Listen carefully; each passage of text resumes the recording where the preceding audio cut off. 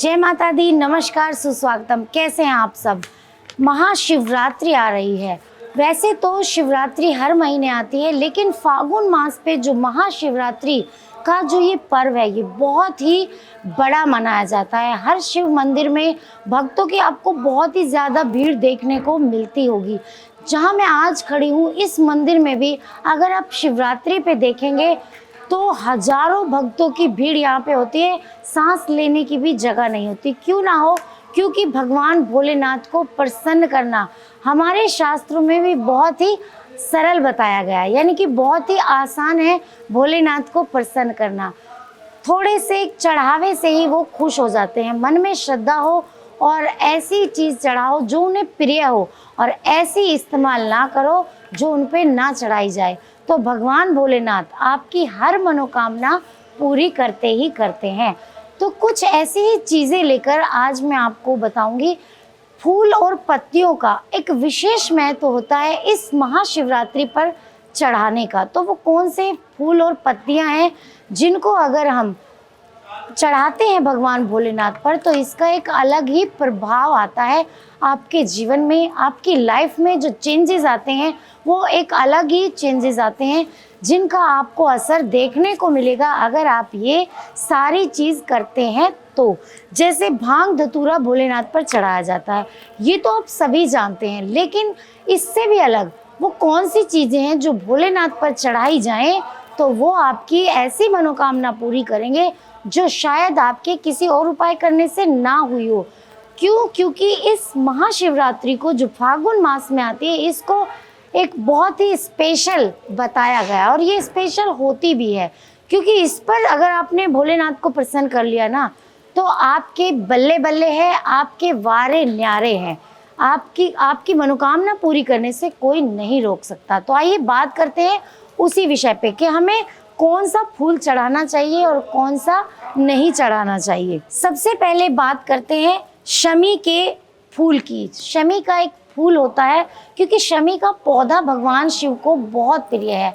आपसे मैंने पहले भी बताया है कि शमी का पौधा अगर आप भगवान शिव पर चढ़ाते हैं, शमी का फूल, क्योंकि शमी का पौधा शिव को बहुत प्रिय है, मैंने आपको पहले भी बताया है। तो शमी का फूल चढ़ाने से आपके घर में धन दौलत की कमी नहीं रहती।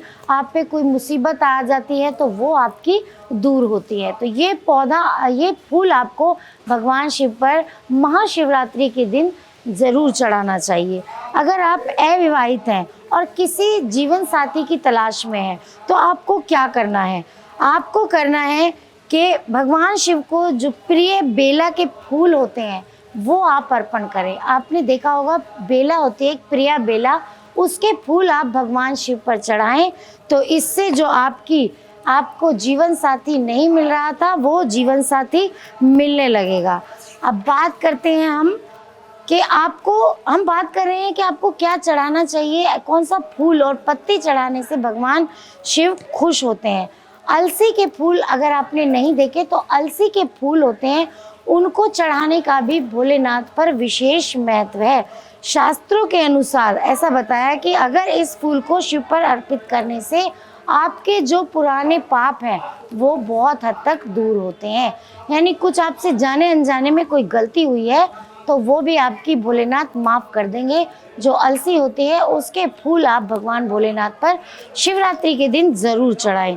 लाल व सफ़ेद आंकड़े के फूल, अगर इन फूलों को, जो आंकड़ा आपने देखा होगा बहुत ही कॉमन होता है ये फूल, लाल और सफ़ेद आंकड़े के फूल अगर आप भोलेनाथ पर चढ़ाते हैं, इसे मदार का पौधा भी कहा जाता है। अगर आपको नहीं मालूम तो बता दूं कि ये मदार का पौधा भी कहते हैं।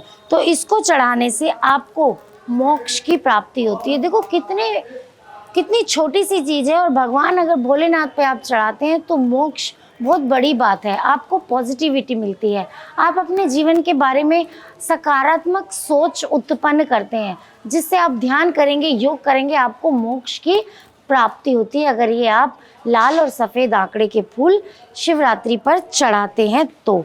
आपको सुख समृद्धि की भी प्राप्ति होती है। अगर इस शिवरात्रि पर अगस्त्य के एक फूल होते हैं, आप गूगल पे सर्च करेंगे तो ये आपको मिल जाएगा।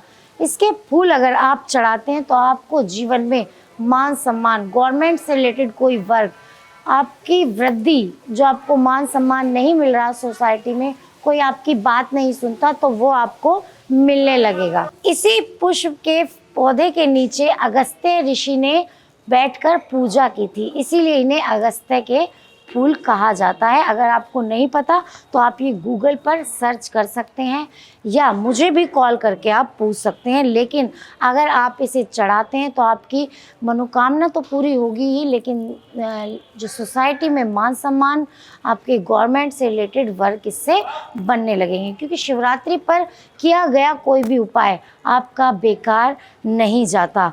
अब बात करते हैं हार श्रृंगार के फूल की। हार श्रृंगार का पौधा अगर आप घर में भी लगाते हैं, बहुत प्रिय है भगवान शिव को। शिवरात्रि पर अगर हार श्रृंगार का पौधा फूल आप भगवान भोलेनाथ को चढ़ाते हैं, तो क्योंकि हार श्रृंगार के फूलों को परिजात या शिवली का फूल भी कहते हैं। ये फूल वाइट कलर का होता है, सफ़ेद रंग का।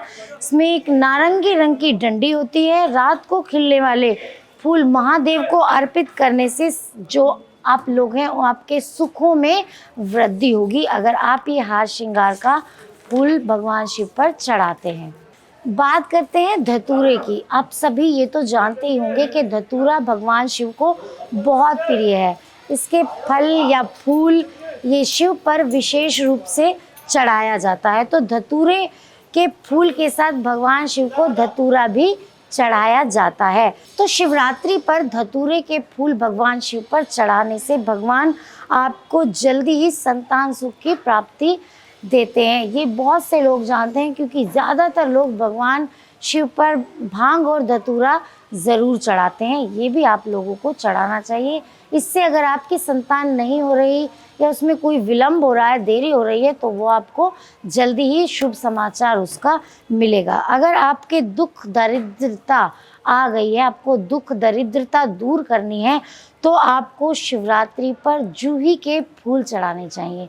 जूही के फूल से भगवान शिव की पूजा करें। भगवान भोलेनाथ बहुत ही प्रसन्न होते हैं जूही के फूलों से। कुछ चीज़ों का हमें पता होता है, जैसे भांग धतूरे का पता है, शहद का अभिषेक, जल का अभिषेक और गंगा जल से अभिषेक, और लेकिन फूल और पत्तियां हमें किसकी चढ़ानी चाहिए, कुछ चीज़ों का हमें पता होता है, लेकिन कुछ चीज़ों का हमें पता नहीं होता। तो इसी विषय पर ये वीडियो आपके लिए थी कि आपको क्या चढ़ाना है और क्या नहीं चढ़ाना है। तो अगर आपको भगवान शिव का हमेशा के लिए आशीर्वाद चाहिए, तो आप भगवान भोलेनाथ पर चढ़ाइए चमेली के फूल। ये भी भोलेनाथ को बहुत ही प्रिय हैं। आपके घर में अगर जूही के फूल चढ़ाते हैं तो आपके घर में धन की कभी भी कमी नहीं रहेगी। तो ये थी आज की जानकारी कि भोलेनाथ पर क्या चढ़ाएं और क्या ना चढ़ाएं। जो भी आप कार्य करें अच्छे से करें, सावधानी से करें, क्योंकि पूजा में कोई भी अड़चन अगर आती है, कोई भी बाधा अगर आती है, तो आपकी वो मनोकामना जिसके लिए आप वो कर रहे होते हैं मन में रख के, वो पूरी होने से रुक जाती है। तो आपकी वो ना रुके, अच्छे से पूजा हो, अच्छे से आपका अभिषेक लगे। तो इसलिए आपको ये सारी चीज़ें करनी है। अगर कुछ वीडियो में समझ ना आए तो मेरे माध्यम से आप मुझसे ज़रूर कॉल करके पूछ सकते हैं। तो अब तक के लिए इतना ही। मिलती हूँ आपको अगली वीडियो में शिवरात्रि के एक नए विषय के साथ। तब तक के लिए नमस्कार।